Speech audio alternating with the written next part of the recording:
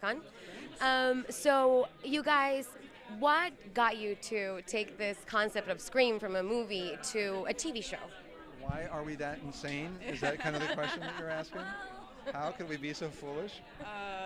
Actually, MTV and Dimension. Dimension had talked about doing Scream for about a year and a half, 2 years before I came on board, and they had developed a property that went down a pathway that was supernatural based. There was sort of a supernatural theme to the killer and the killings. And when I read that script and they were saying, it's not quite feeling right to us, it was really kind of looking around going, guys, because it's not Scream. Scream is a very real killer. Yeah. Who takes out teenagers, and so for me it was really finding other ways to make it fresh, not changing what Scream is, not changing its DNA, but making it work for 2015. And so it really became looking at sort of social media, and this was right after Snapchat had become very popular, which I just found Snapchat terrifying. The idea that someone could just send you something and then it's gone before you could show someone. And that was really sort of the jumping off point for how do you improve upon the killer calling on the landline to Drew Barrymore in '96. So many different options with social media and with those communications now, and we're that much more vulnerable. And this is a very intelligent killer, exactly. And I think that was part of it in terms of our looking at it as a television series, is that unlike the movies, you don't have a killer that's jumping out of closets and missing. We have a killer who is methodical and intelligent and has a purpose and a plan, and it's being executed slowly, to the most devastating effect, and that is really to pull off the masks that the people in this town are wearing, that friends around Emma are wearing, that her family is wearing. And it's all tied back to this original, series of killings that happened 20 years ago. And so that gives you something that you can sink your teeth into when you're writing a TV series, and you just don't have the time to do that in a 2-hour slasher film, as Noah says in the pilot. Yeah, you need a deeper mystery. It was, kind of what Twin Peaks did. You're really digging into this small town and this group of people who surrounded that girl who dies in the opening.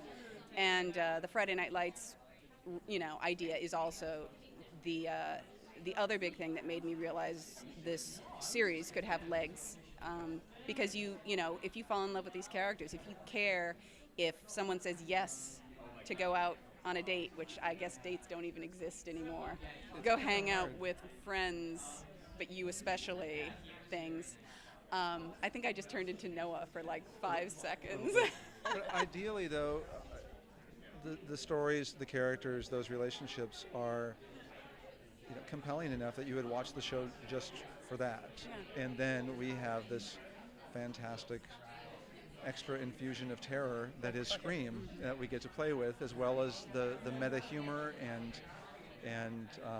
tone that Kevin Williamson established with that first movie that was so groundbreaking. Yeah. And as writers, like, what other themes are you looking to explore? God willing, a second, third season of the show. What other things and what other ways do you think this will go or can go?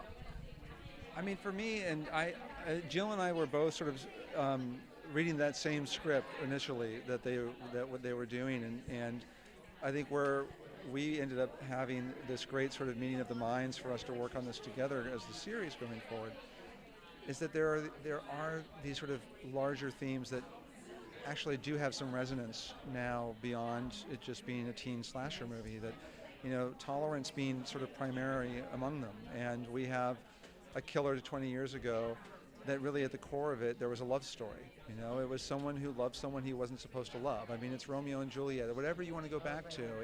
It's and he was Cyrano judged by how he looked, and he was called a monster. Yeah, and it's like, and then you look at kids today and what they do to each other online, and it's really just the idea of bullying and making assumptions about people based on how they look. I mean, that has never changed. And it's like, when we talk about pulling the masks off of people, it's like finding what's really at the heart of it. The most beautiful person could have the darkest soul. And there is something really frightening about, listen, I love technology, I love the internet, I love all of it, I have all of it, and I try to monitor it with my kids.